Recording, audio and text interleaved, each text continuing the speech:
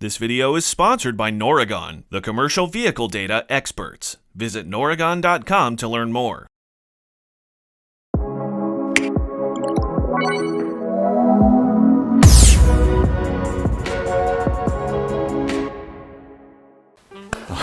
All right, let the new technician training begin.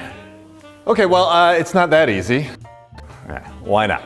Well, there's a technician shortage and onboarding considerations that we need to make to ensure that we can retain the best technicians coming into our shop. Okay, like what? Are we going to offer tool programs to help them with discounts? Or how many pieces of equipment does each technician have to maintain? Do we have the right diagnostic tools in the shop? Those kind of things. After all, the benefits we offer technicians to join us will remain the perks for them long term. Good point. We should check in with our Noragon friends on technician recruitment and retention tips. They've worked with a ton of shops. That is a good idea, so let's connect. There are a number of things to consider when onboarding new technicians at a shop.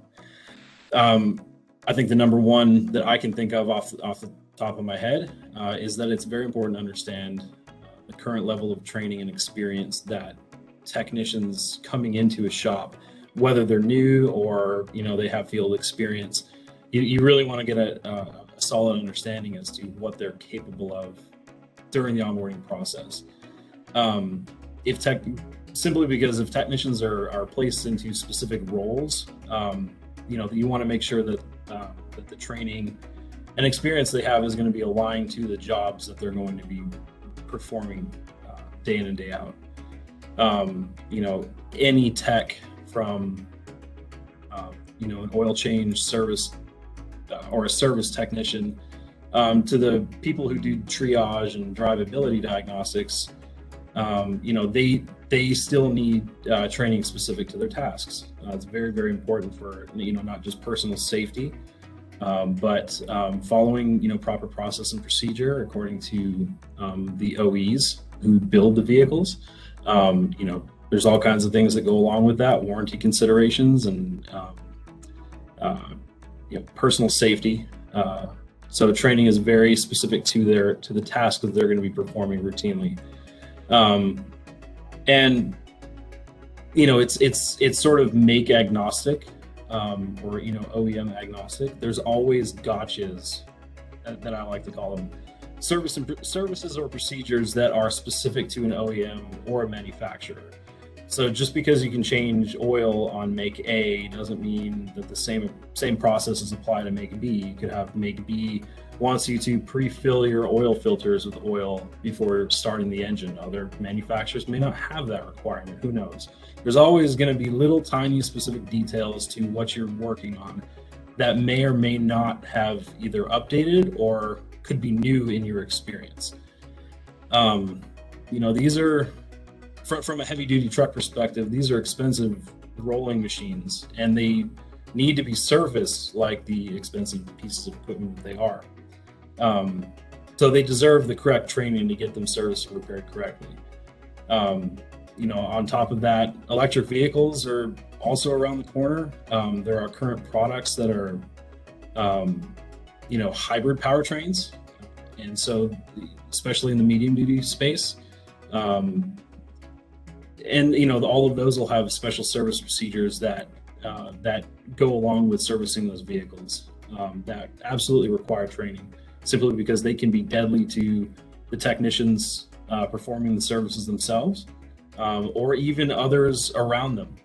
So proper training, process, and procedure is very, very important to any shop to be successful.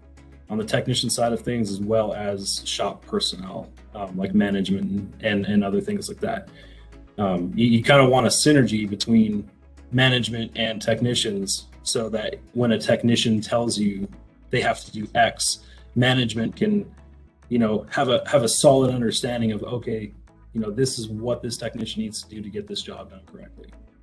I'm going to add a little bit to what he had to say. I got to say that it's imperative to make sure that the training gets done on the diagnostic tools that are in use, right? So you have to make sure that if they don't have it, they get it. So whether it's OE or aftermarket, and that's one of the reasons that we offer an education program to tech schools and colleges, and we have a certification program. We're trying to help get these tools in front of as many technicians as possible and preemptively aid in that onboarding process. When a technician shows up with JPro certification on their resume and a shop has JPro in use, well, that onboarding has already been addressed. And that's all I really had to add to what Talon had to say. He touched on a whole bunch of good stuff. Okay. There's one more thing. There's a reason that you're getting help in the shop. Because I'm wildly overworked? Well, you're only worked because you've learned so much this year. You're using service data more efficiently and productively. The shop throughput has doubled. Comebacks are at an all-time low. You've done it. You've used data to make our shop better. Well, thank you. But I couldn't have done it without you. So what's the catch about this new help?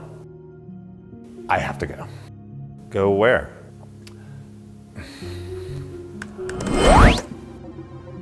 What's that? That is a portal into all of our service data, the realm that we pull our insights from. Every fault code, every repair, every service request is in there. It's where I have to go if we want to use our data more intelligently. We are on the verge of predictive maintenance. By integrating with other data sets and utilizing the best of machine learning and artificial intelligence, we can do even more. But it means I have to integrate with the data and leave this world. Well, you can't just leave. What about everything we've learned this year? What about all the fun? You know, even though you've annoyed the hell out of me, it's been a lot of fun. It has been a lot of fun.